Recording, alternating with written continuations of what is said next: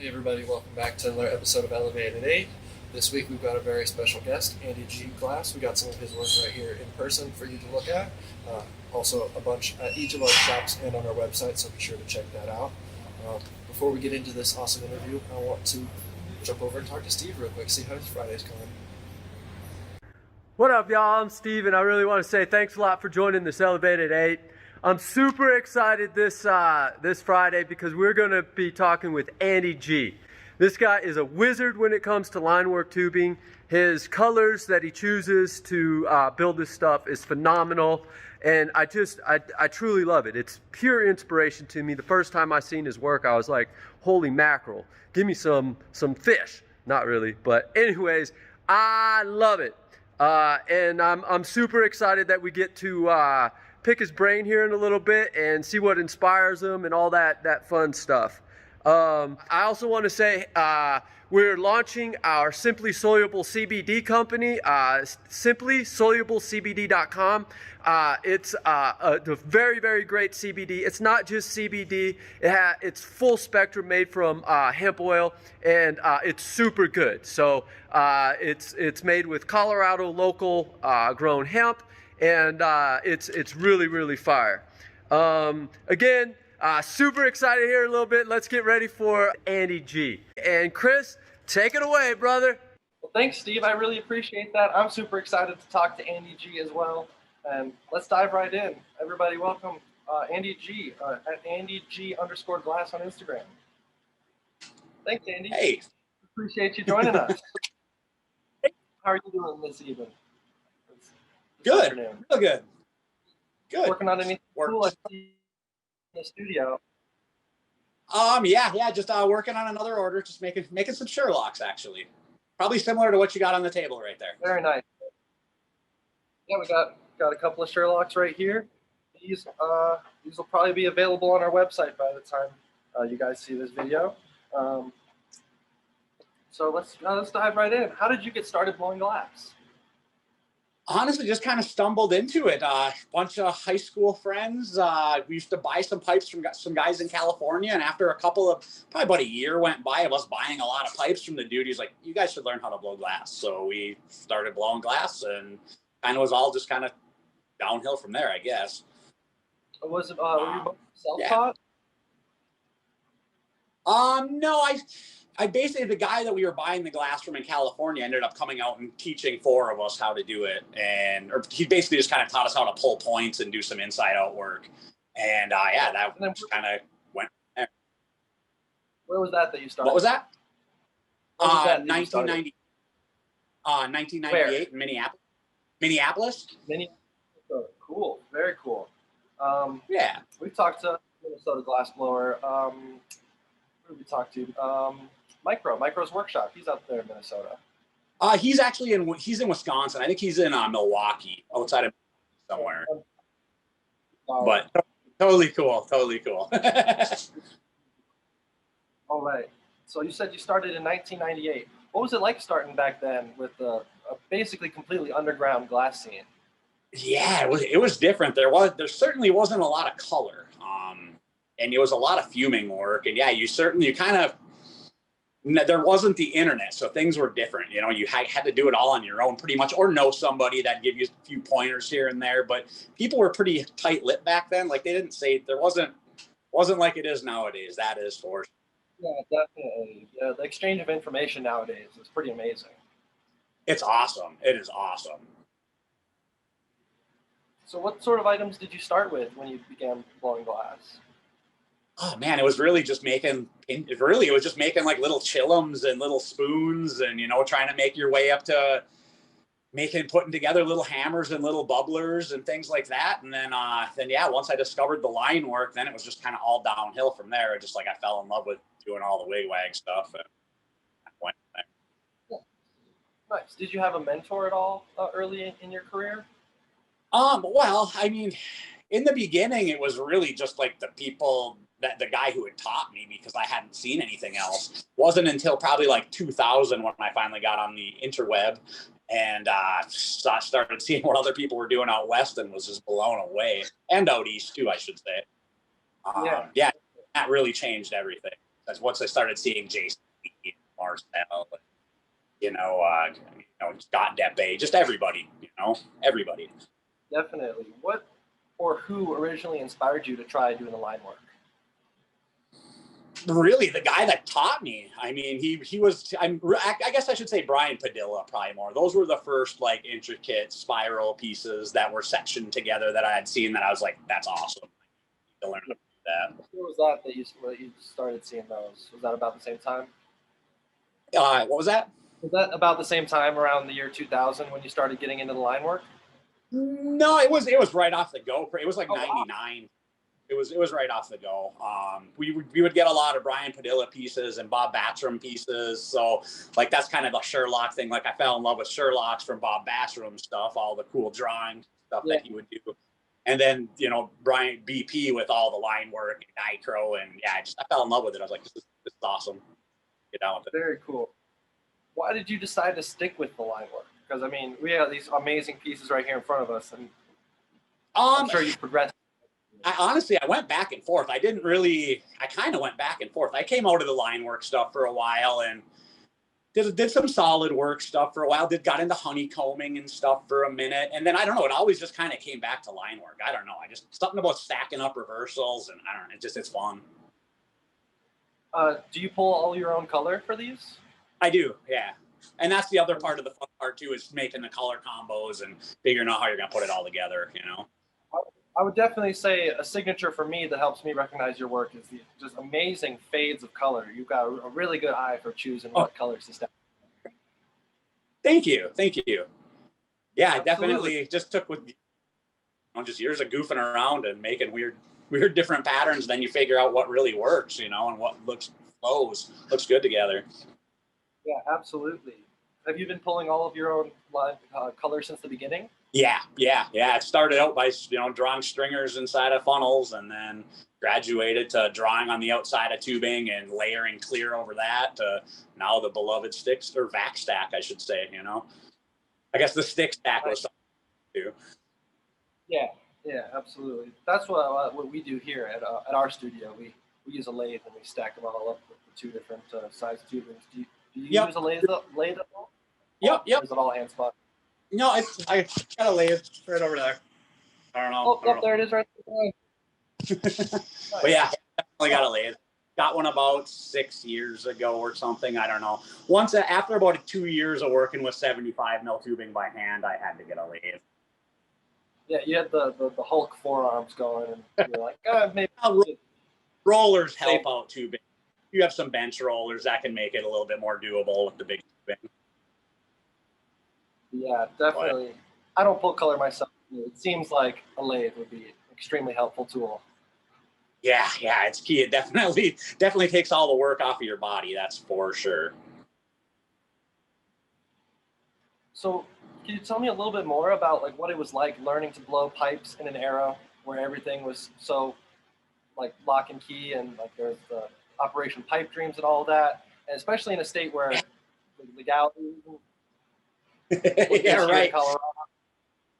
It was basically just kind of underground, running shop to shop. You figure out where all the stores are and try and call them in advance and set up meetings to go there and let them see your work and hopefully they would buy it, and go around store to store. I just kind of did Minnesota, Wisconsin, touch into Illinois a little bit, and until I discovered like Las Vegas or Age or Champ. So once I discovered the trade shows, then that kind of was like, okay, I'm never going driving around anymore. So yeah, in the early days, it was all about just driving around store to store, and especially the area where I'm at, like it's all winter. I mean, there aren't shows and that kind of stuff up there. I don't know, it's just so cold in the winter. Yeah, definitely. Could you tell me a little bit about glasspipes.org? Because that's something that's a little bit before my time as well. Yeah, that was just a way to get, that was a great way for artists to get their work out there and see other people's stuff as well and meet people, so you could get together on collabs and whatnot. And it was the first way that the scene was able to get together. And because everybody's there for the same reason, share their artwork and whatever, make friends. Exactly. Yeah, that's something I wish that I could have seen. It's unfortunate that that website's been taken down. Well, I think it's back. They just put it back up. I got some kind of email or notification that it's back up. I think if you do glasspipes.org again, I think there's something there now. Oh, very cool. All you, I think so. Viewers, glasspipes.org. Yeah, I think so. I mean, I have to double check that, but I feel like someone put it back up, and I'm not exactly sure who, but yeah, I feel like I heard something about that. That's awesome. So what would you say is your favorite like type of piece to blow? Rig, Sherlock, spoon pipe, pendant? I don't know. I don't know. I don't know. I guess I'm between. I really dig making the Kleins right now. I've been having a lot of fun with those. And then I don't know. Anytime I can stack up a lot of reversals, that's really fun too. I've made a couple tubes where you get like 30, 40, 50 of them stacked up. It looks really, really cool. It just takes all week to do. Definitely. That's my, those. Cool. What was that? How much time? Those are really awesome. Those are some of my favorite things to see on your page. What is your favorite color to work with? Do you have a favorite? Not really. I don't know. I seem to. I like opaque stuff. I like like you said, building fades, that kind of stuff. So they're all kind of my favorite color company. I don't know. They're all cool too, I guess. But definitely probably I really like North Star's bright colors they have out right now are great. They flow so well, work so well. But yeah, as far as a favorite color, don't really have one. They're all cool.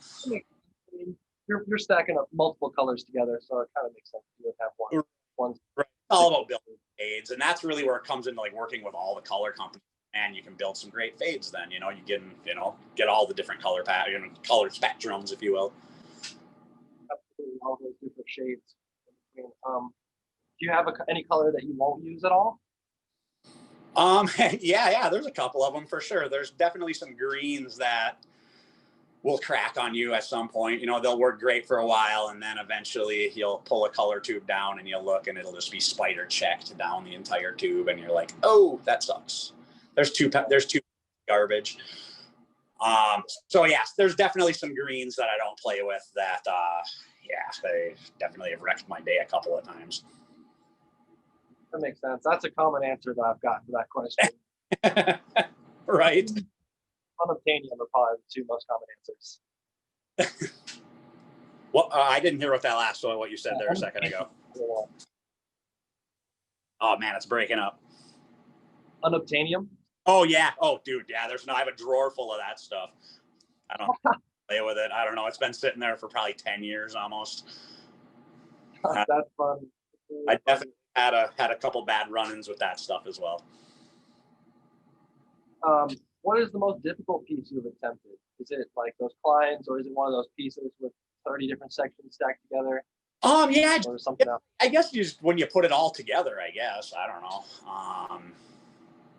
I don't know. Yeah, I guess that's the most frustrating is if you do build one of those big Kleins and you do a million pieces and then you drop it or whatever, something just goes wrong and it breaks, and then that's the bad day. That's the worst.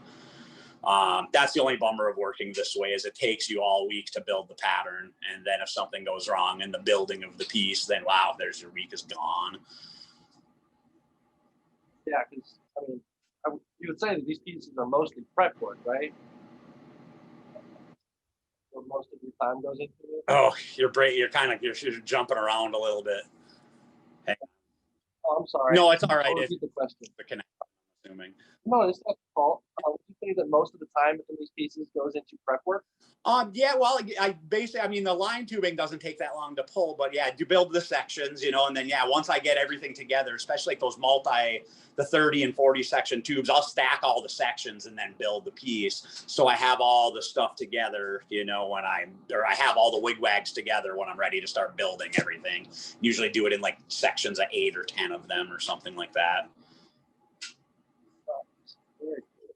Very cool. What would you consider is like the most challenging style of piece to make?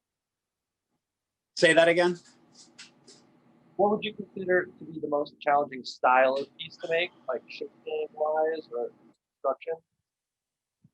Oh, it's all over the place, man. That's no worries, no worries. Try again. What is the most difficult style of piece to create? Um, I mean, I guess for me, it's probably sculptural. That's why I don't do much of it. It gives me a headache. Something's never right. So yeah, that for me, that seems the most difficult is the sculptural for sure. Is that something that you consider like on your back burner? You don't really touch that hardly at all.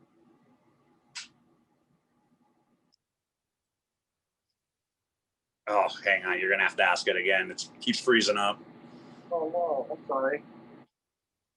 Is that something that you really don't put any focus on at all? Um, Here and there I will. I guess like my wife will ask me to make weird things, and then that's when it'll come out. But yeah, I generally not that often. No, yeah, I don't know. I guess it just I don't know. I guess maybe later in life I will get into doing it, but at this point I don't know. I guess I just kind of get into making pipes. I don't know Absolutely. stuff. Uh, you collaborate often with other people?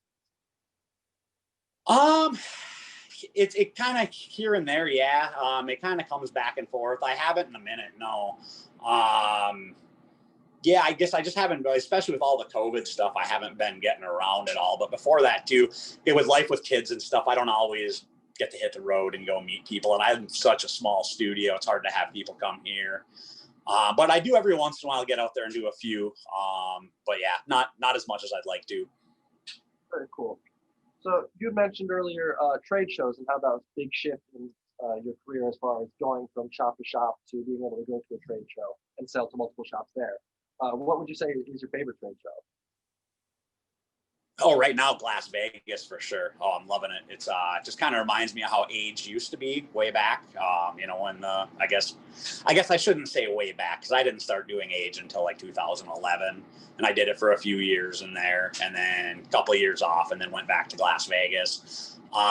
Yeah, it was really fun. I wish I would have got into trade shows earlier. For some reason, I was scared. I don't know. Thought there was more of an investment than there is. Yeah, that makes sense. Las Vegas was my favorite too. I've been to a couple of the champs up in Denver and Las Vegas once. And Las Vegas was an amazing experience. Yeah, I did. Last year was my third year of Las Vegas, and it was awesome. It just seems like it gets better and better every year. More and more people are coming, and yeah, see what happens this year. I don't really know yet, but we'll see what happens. Yeah, fingers crossed that it was something. Right. You know, um, you have like a rough estimate maybe of the most time you've ever spent on a single piece?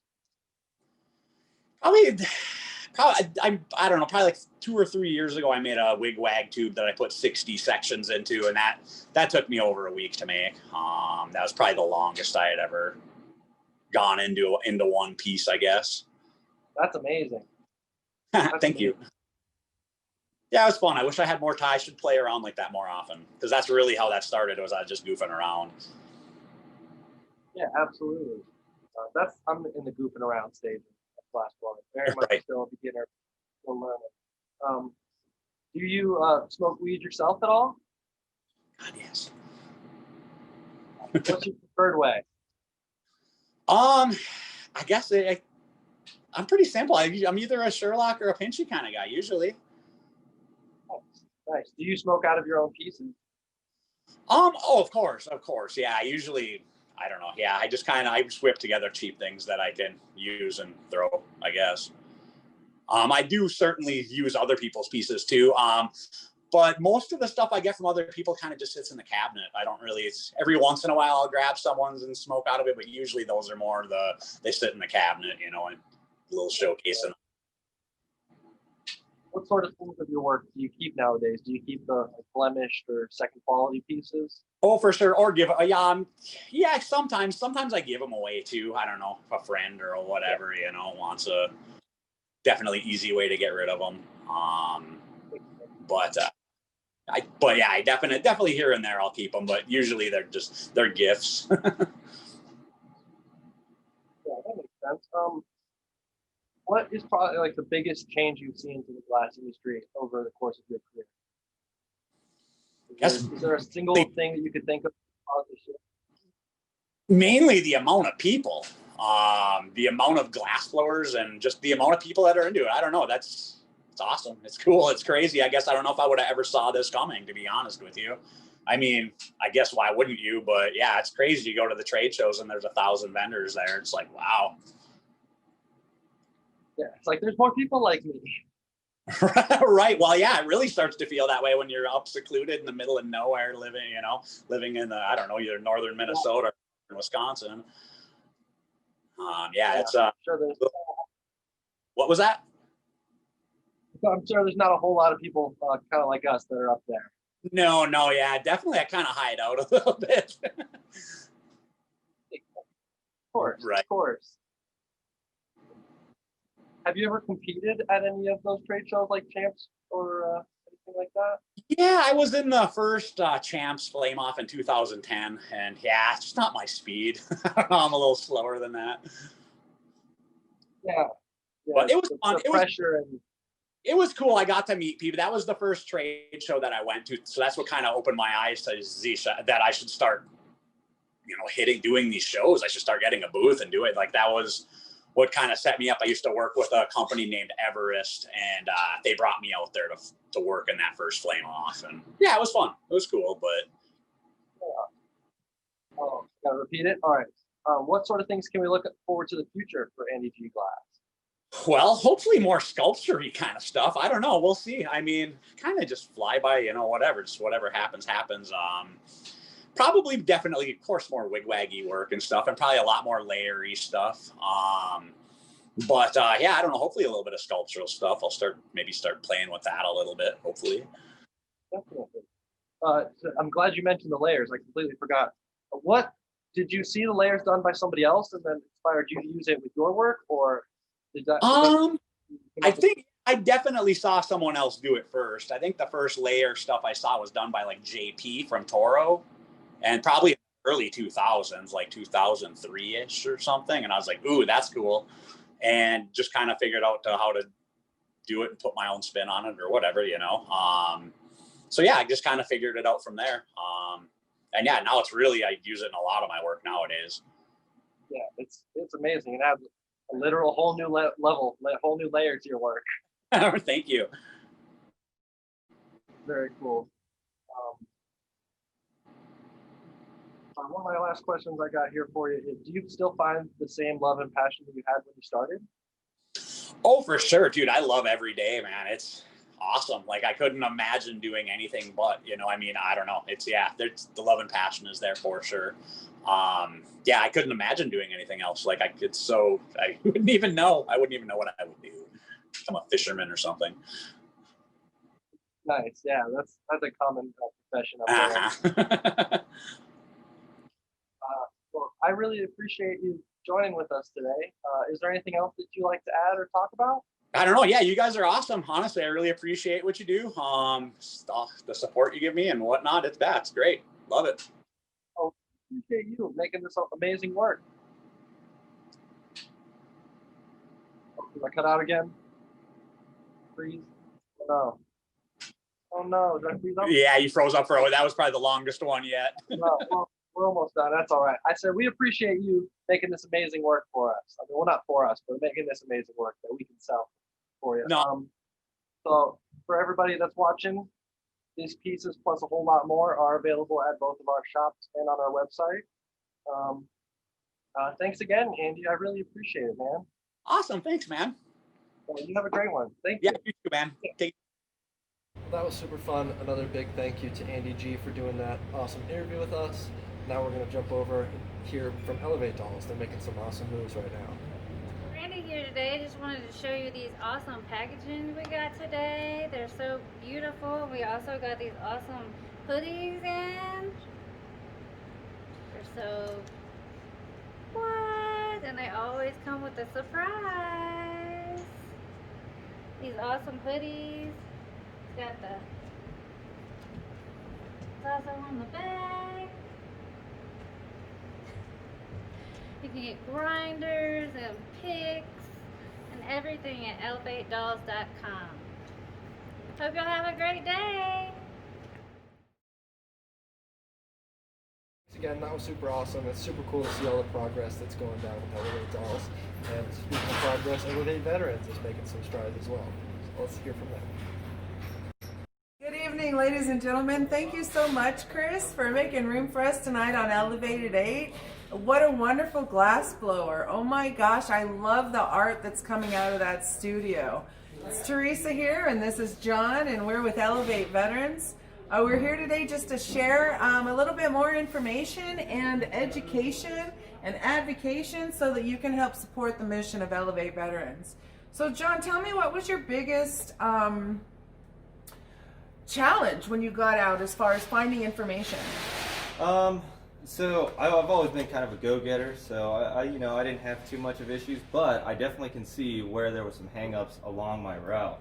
And college is a big thing. Getting reacclimated, you're gonna have to find your niche. You got to move on. Now you got out of the military, and what's next? Maybe you thought about it, maybe you haven't. So if you haven't, we got you. This is where we got all the information. I'm going through it right now. Teresa has past experience with all of this information, so right, yeah. This is definitely a good place to start if you're at a dead end, or maybe you just kind of don't know exactly where to go. This is tons of information here.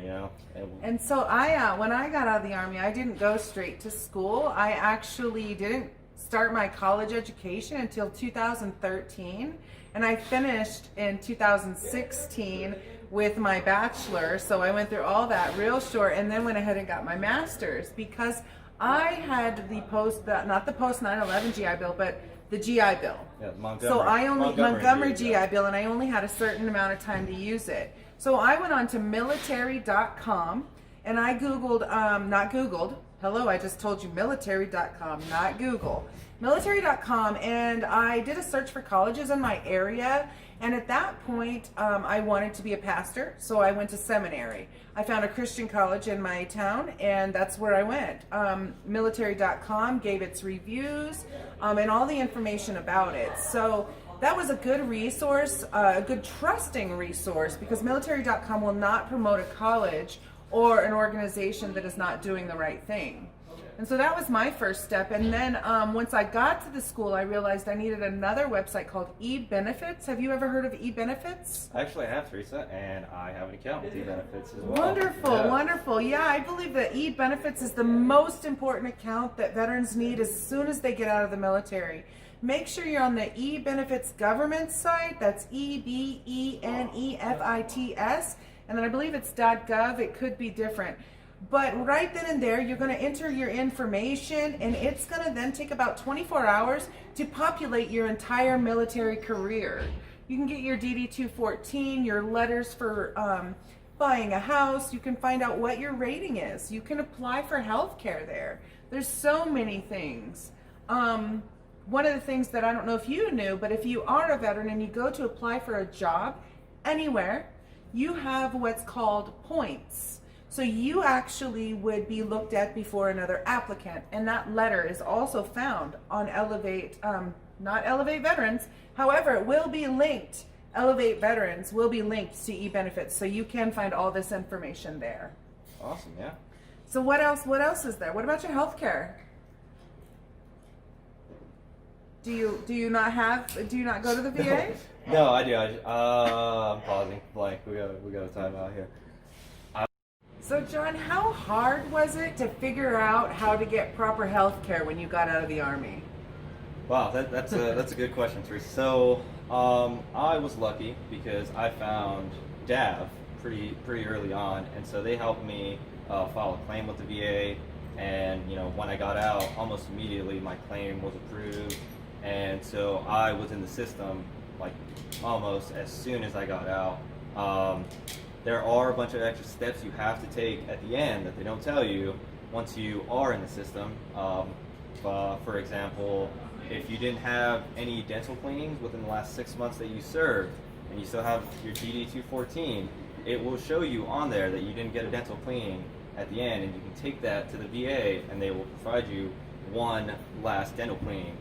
So yeah, so people don't know about things like that. Wow. And so what is the DAV? You said DAV. What does that stand for? Yeah, so DAV. I'm actually blanking. Disabled American Veterans? Oh yeah, there you go, Disabled American Veterans. Yeah, I That's right. believe that's what it stands for. And so that's so good that you found them too, because I didn't find them till years after I had gone and figured out that the VFW was my representative for all of this stuff. And all of the VFWs and stuff, they work for the VA, but the Disabled American Veterans, they do not work for the VA. They do not require any payment. You don't even have to become a member. You can, but they will still help you with your claim 100% of the way through. It took me, I think, 13 years to get where I needed to be. Wow.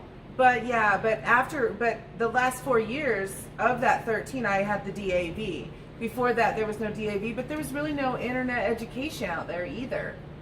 So we have now what? My Healthy Vet. Yeah, That's a another great website. website where you can order your prescriptions, talk to your doctor, because I like to argue with my doctors. Yeah, you And can message your doctors. I directly on do. there. Yeah. I do. I will say, hey, I need this, this, and this medication. I'm sorry, but it's not showing in your records. And I'll be like, sorry, but you need to go back to 2000. Actually, go back to 1993 when I joined the Army, because it's all there. I've had no other health care, ma'am. And they'll be like, well, I can't find it, so I'll screenshot it and send it, and boom, oh, there it is. Stay on top of your stuff.